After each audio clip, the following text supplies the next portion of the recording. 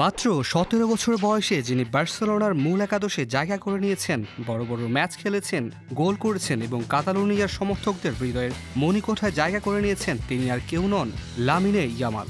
আজ তার নাম শুধু বার্সেলোনায় নয়, গোটা ইউরোপে উচ্চারিত হচ্ছে সম্ভাবনার প্রতীক হয়ে। মেসির পর এই প্রথম কাতালোনিয়ায় এমন প্রতিভার আগমন, এমনটাই বলছেন বিশেষজ্ঞরা। আর সেই প্রতিভাকে হাতছাড়া করার তো প্রশ্নই আসে না।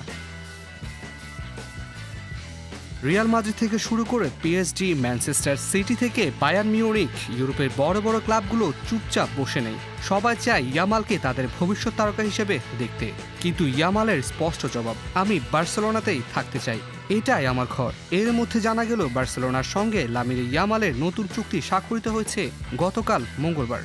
আগে ইয়ামালের আয় ছিল মাত্র ৬৪,০৩৮ ইউরো, কিন্তু নতুন চুক্তিতে ইয়ামালের বার্ষিক বেতন ১৫ মিলিয়ন ইউরো, যা বোনাস সহ বেড়ে দাঁড়াতে পারে ২০ মিলিয়নে। টাকার অঙ্কে যা দাঁড়ায় বছরে প্রায় ১৯০ কোটি থেকে ২৫৫ কোটি টাকা, অর্থাৎ সপ্তাহে পাবেন ৩,২৫,০০০ ইউরো, যা বাংলাদেশি মুদ্রায় দাঁড়ায় প্রায় ৪,৩৮,০০,০০০ টাকা। এই বেতন কাঠামোতে তিনি উঠে এসেছেন বার্সার সবচেয়ে আয় করা খেলোয়াড়দের তালিকায়। নতুন চুক্তিতে রাখা হয়েছে নতুন চমক। যদি ইয়ামাল ২০৩১ সালের মধ্যে ব্যালন ডিওর জেতেন, তাহলে পাবেন বিশাল অঙ্কের বোনাস। এই স্বপ্ন যদিও খুব বেশি দূরে নয়, কারণ তার গত মৌসুমের পারফরমেন্সই ছিল অবিশ্বাস্য।